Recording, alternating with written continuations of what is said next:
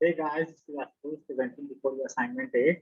So these are the questions of assignment 8. So the first question is explain with example different high level points which we write in the test plan. So the high level points which we include in the test plan are testing process or QA process, testing strategy, scope of testing, entry criteria, exit criteria, types of testing, test environment, test credentials, test artifacts, testing team members, risks and assumptions, and also tools. So what is this testing process and QA process? So testing process is nothing but it is also a part of test plan. This basically includes all the processes and all the path by which we will be testing the product or the software. The second is testing strategy. So testing strategy is basically the strategy that we will be following or the plan that we will be following, like gathering information, feasibility study, testing, the different types of testing that we will be using. So all kinds of strategy or the process that we will be using, we include in this testing strategy part. The scope of testing. Scope of testing means the features that we are going to test. So what are the features we will be testing, like login feature or logout feature? And just an example. So this is called the scope. What is the entry criteria? So entry criteria is nothing but it is basically the prerequisites or pre-requirements that will be required before starting of testing of any software or application, like test cases or build a piece of software or anything that will be required before initializing the testing process. Now the exit criteria. Exit criteria is basically when we have to end the testing. That is means what at what criteria we should end the testing. Like we should find all the bugs, and after finding the bugs, when we see that our software is completely bug free, so no software can be bug free. So we can just ignore some small bugs, and later on, what are the exit criteria means how our software should look, what are the from the beginning how we thought it should look.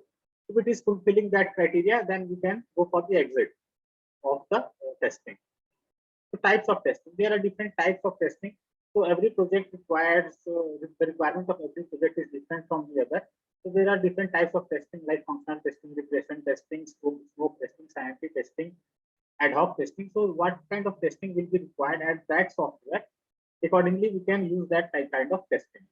So test environment. Test environment is nothing but it is basically an environment which we create to test the application, the system, the setup, the human resource, the manpower, the resources like computer, laptop, and all the tools.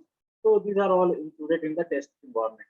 Test credentials. Test credentials are nothing but the credentials which we will be using to test the application. Like if we are doing any login application like username and password, we will be using dummy username and dummy password. Or if we are doing some shopping, we are testing a shopping website, so we will do the payment. So for the payment, we will need to have the dummy credit card or debit card number. So these are the basically credentials that we'll be using. Testing artifacts. So testing artifacts are basically the documents which we will be creating after completing the testing. So what are the documents we will get? What are the things we found? Everything will maintain a document, and that document is only called as the testing artifacts. Now, testing team members. So testing team members are basically who all are in our team and who all have performed the testing on this application. So we can just add those numbers of those people so that we can communicate with them easily whenever we need, and also with the name and telephone number and also their role and position. We can include these things in the testing team member. Now the risk and assumption. So in the risk and assumption, we just assume the risk which may occur after completing the testing. So the risk we analyze those risks, and accordingly we make the testing. We do the testing, and assumptions are means how the software will actually look, or what are the errors that can be that can arise. So these are the some things which you keep in mind, and also the tools. So there are we use some tools for automation testing. We use different kinds of tools like Giga to find or rational purifier. So these kind of tools we use for These kinds of tools we use for testing the software or application. So the second question is, explain boundary value analysis with the help of an example. So boundary value analysis is basically it is analysis. It is a technique to test software or application. So in this, what happens is we can just learn this by the help of this example. So I have taken this age. So in the age we have a box. So this box accepts the value from 18 to 56. So if we enter anything from 18 to 56, it is a valid number and the age will accept it. And other than that, it will not accept anything. So what happens is, so here what we do is we just make a boundary. So boundary like the starting boundary we can make as 18 and the end boundary we can make as 56. So what happens is by making the boundary, we'll just set the minimum boundary and maximum boundary. And how we can check is we just reduce one from the minimum boundary and we just add one from the maximum boundary. So what happens is if we are taking 18 as the minimum boundary, so we will reduce one, that is 17, and we will add one, that is 19. Similarly, for the maximum boundary, we will reduce one, that is 55, and we will add one, that is 57. So this is basically we will have to do this 6 times. 6 cases are there, so we will do this 6 times. And this is basically, this helps in finding errors, and also this is more authenticate, and it helps to test the software more effectively and advancedly. So this is all about boundary value analysis. So the third question is, explain equivalence partitioning with the help of an example. So this is also, equivalence partitioning is also a technique of testing a software. So let's understand this with the help of an example. So here I have considered a percentage box, and this box accepts percentage value between 50 to 90.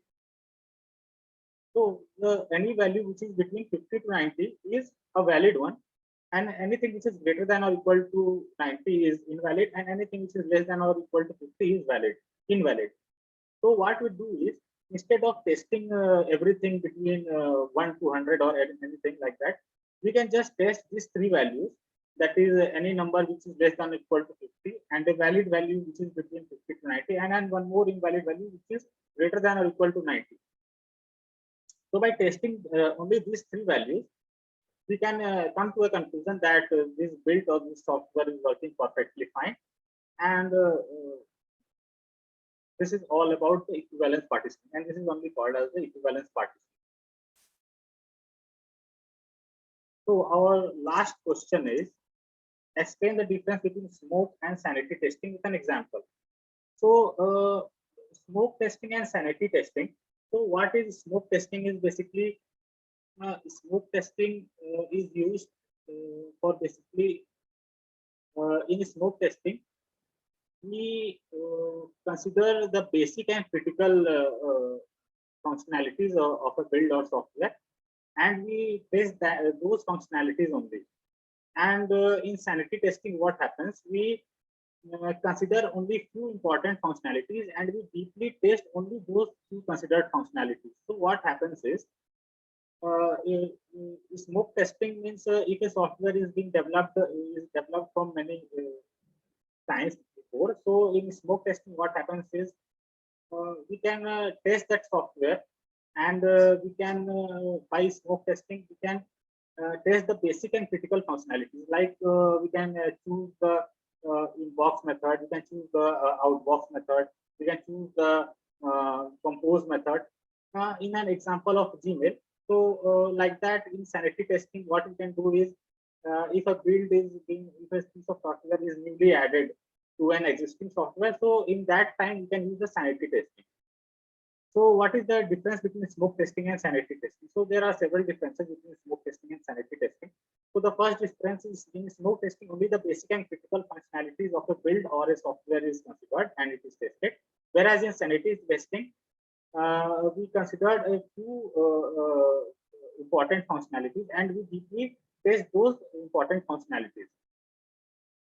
in smoke testing, scripts are required, whereas in sanity testing, no scripts are required.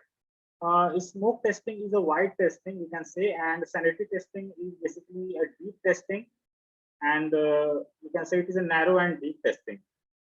So this is all about my assignment 8. Thank you, everyone.